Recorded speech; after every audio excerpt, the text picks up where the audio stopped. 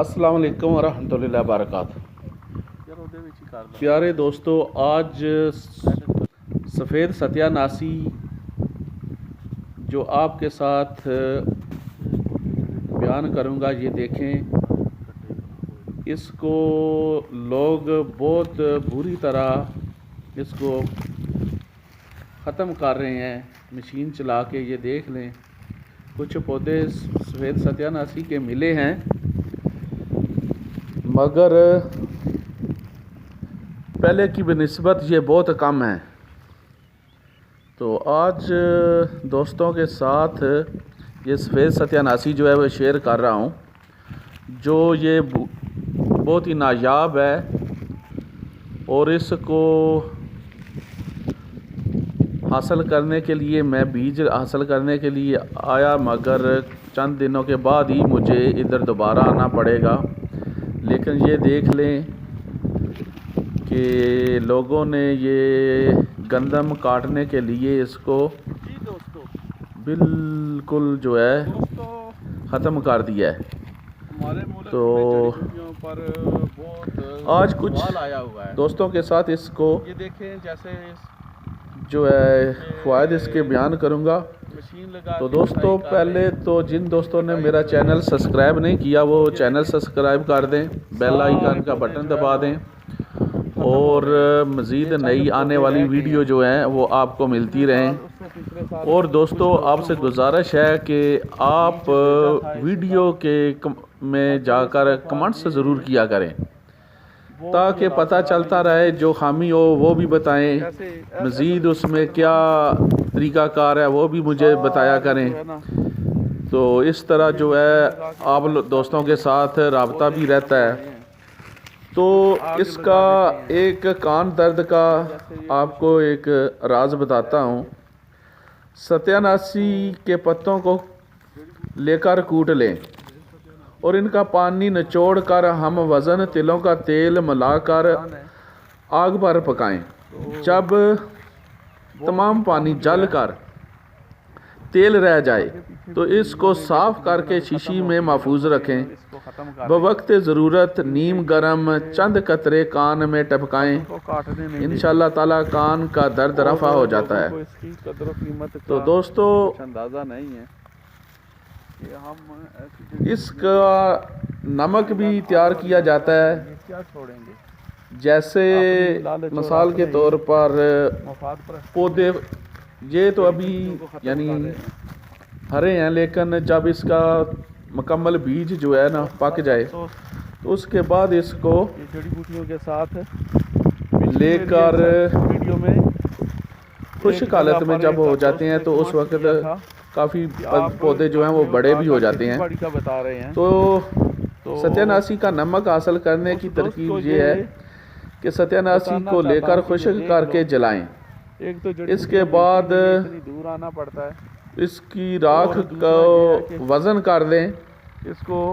تو سب سے مناسب طریقہ کار تو یہی ہے کہ اس کے راکھ کو وزن کر دیں، 5 گنا اس کا پانی جو ہے اس میں ڈال دیں، لیکن کوشش کریں کہ راکھ اگر آپ کی سفید ہو جائے۔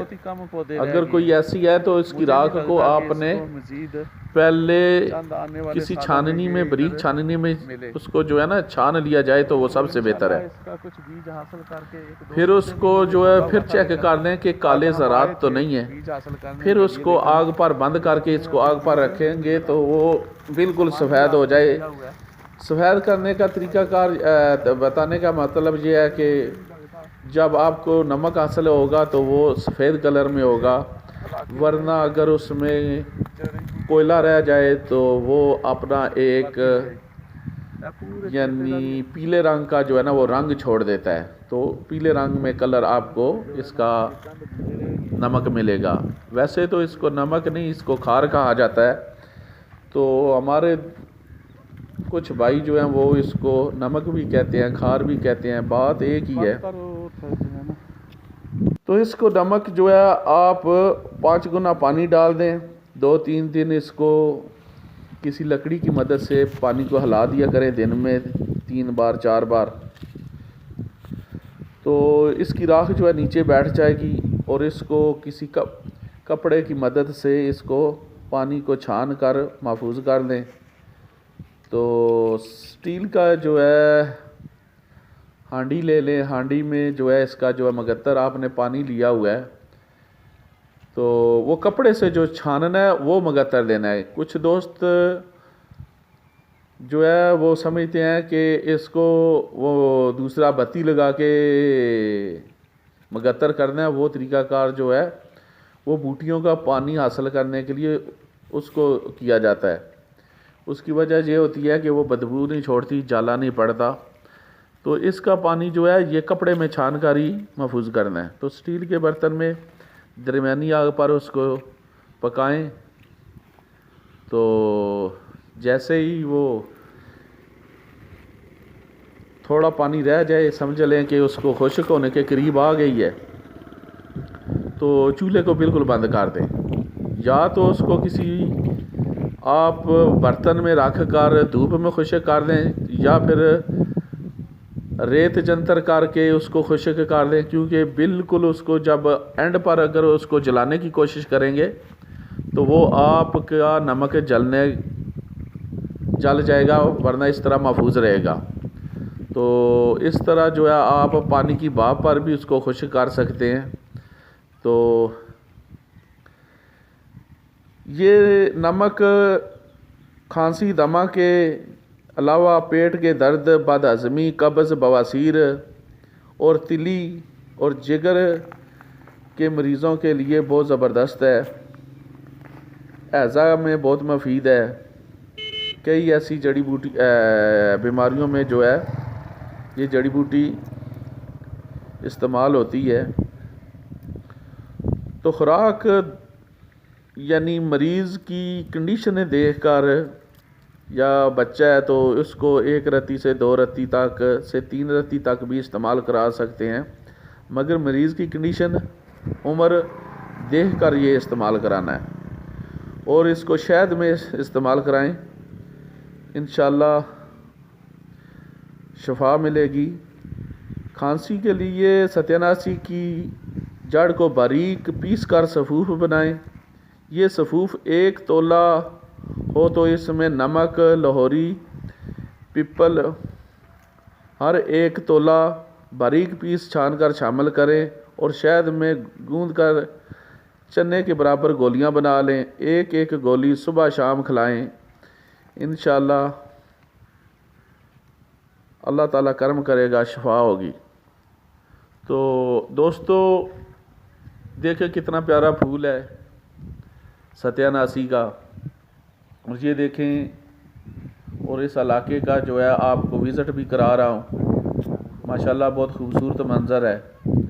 تو یہ دیکھیں بہت دور آنا پڑا ہے، اور ایک دوست کی فرمائش تھی کہ مجھے اس کے بیج چاہیے، لیکن ابھی اس کے لیے مجھے پھر دوبارہ آنا پڑے گا، لیکن میں نے موقع اور وقت کی مناسبت سے کوشش یہ کی کہ آپ دوستوں کے ساتھ اس کی ویڈیو شیئر کر کے آپ کو مطمئن کیا جائے کہ پہلے پیلی زرد رنگ کا جو ستیاناسی کا جو ہے وہ ویڈیو شیئر ہو چکی ہے میری، اور آپ کو سفید جو ہے بالکل نایاب ہے، جو ملتی بھی نہیں ہے۔ چند دوستوں کو کما کو میں نے پہلے اس کے بیج میں نے اس کو بھیجے تھے، لیکن ابھی بہت مسئلہ ہے دوست۔ اب آپ یہ دیکھیں ماشاءاللہ چند پودے تو ہیں، تو پھوڑے پھنسیوں پر بھی اس کا بہت زبردست استعمال ہے۔ ستیاناسی کے پتوں کو کوٹ کر تھوڑا نمک شامل کر کے گیلے کپڑے میں لپیٹ کر اوپر تھوڑی مٹی لگا کر آگ میں دبا دیں۔ جب مٹی پک جائے تو آگ سے نکال کر اندر سے بھجیا نکالیں، اور گرم وہاں پر جو ہے پھنسی پھوڑے پر باندھیں۔ پک کر جلدی اس کو خارج کرتا ہے، اور مواد اس کا جو ہے وہ پھوڑے کا وہ نکل جاتا ہے۔ عموماً اس کو پچھلے دنوں میں مجھے ایک دوست نے مجھ سے پوچھا بھی تھا کہ یہ پھوڑا جو ہے وہ بہت درد کر رہا ہے، لیکن وہ دوست سعودی عرب میں تھا، جس کی وجہ سے میں اس کو اس کا مشورہ نہیں دے سکا، کیونکہ وہاں پر اس میسر نہیں تھی۔ تو دوستو اس کے بے شمار فوائد ہیں، اور ستیاناسی پیشاب کی نالی کی سوجن، ستیاناسی کا رس 6 ماشے گائے کے دودھ کی لسی کے ساتھ کھلانے سے ستیاناسی کے ذریعے چند کشتے بھی بنائے جاتے ہیں۔ مثال کے طور پر کشتہ اڑتال گودنتی بھی بنایا جاتا ہے، کشتہ جست بنایا جاتا ہے، کشتہ نکرا بنایا جاتا ہے، سمل فار بنائی جاتی ہے۔ تو دوستو اس کے پھول ستیاناسی کے اس کے پھولوں کی پتیاں سایہ میں خشک کر دیں، پھر خوب مسل سرما پیس کر 4 گنا شہد ملا کر چھوڑ دیں، خشک ہی رکھ لیں۔ بوقت ضرورت ایک چاول شہد میں مکس کر کے تقریباً 3-4 خوراک جو ہے دن میں دینے سے انشاءاللہ افاقہ ہوگا۔ تو دوستو اس کے علاوہ اس کا جو ہے کان درد کے لیے ستیاناسی کے پتوں کو کوٹ لیں، اور اس کا پانی نچوڑ کر تلوں کا تیل جو ہے وہ پہلے آپ کو بتایا تھا، تو وہ لازمی گھر میں آپ تیار رکھیں، جس کی وجہ سے بوقت ضرورت ہر موسم میں آپ کے پاس ہونا ضروری ہے، کیونکہ ابھی موسم ہے گندم کی کٹائی، تقریباً ابھی مئی شروع ہوگی، آج 2 مئی ہے۔ تو اس طرح کچھ چیزیں بنا لینے سے آپ کو فائدہ مند ہوگی۔ تو گینٹھیا دوستو اس کا روغن ستیاناسی اور روغن بادام تلخ ہم وزن ملا کر اس کے آج کل جو اس کے بیج آ رہے ہیں اس کو محفوظ کر لیں، اور اس کا جو ہے وہ روغن آپ نکال لیں، اور بادام کا روغن تلخ جو ہے وہ آپ کو مل جائے گا۔ اگر اس کو آپ اپنا نکلوائیں تو بھی بہتر ہے، نہیں تو بازار سے پنساری سے مل جاتا ہے۔ تو ہم وزن جو ہے ملا کر اس سے مالش کریں، دردوں پہ بہت فائدہ مند ہے۔ زہریلے زخم جو ٹھیک نہیں ہوتے، کیسے ہی سخت ہوں وہ خود کتنی مدت گزر گئی ہو، ستیاناسی کی شاخوں اور پتوں کا رس نچوڑ کر اس میں شکر سفید ملا کر شربت تیار کریں، یعنی کوام بنا لیں۔ روزانہ 5 تولہ شربت صبح شام پئیں، غذا مرغن کھائیں، اور یہ دیکھیں جی اس کے بیج کچھ چند ملے ہیں جو ساتھ اس کو لینے کے لیے حاصل کرنے کے لیے کوشش کر رہے ہیں، لیکن مشہور ہے کہ ستیاناسی اصل میں اس میں ہر پتے کے ساتھ، ہر شاخ کے ساتھ اس کے کانٹے بہت زیادہ ہیں، اور لوگ تو اس کو ستیاناسی کہتے ہیں، لیکن نام کیونکہ یہ فصل میں ہونے کی وجہ سے یعنی فصل کو ستیاناش کر دیتا ہے، اس لیے انہوں نے رکھ دیا ہے۔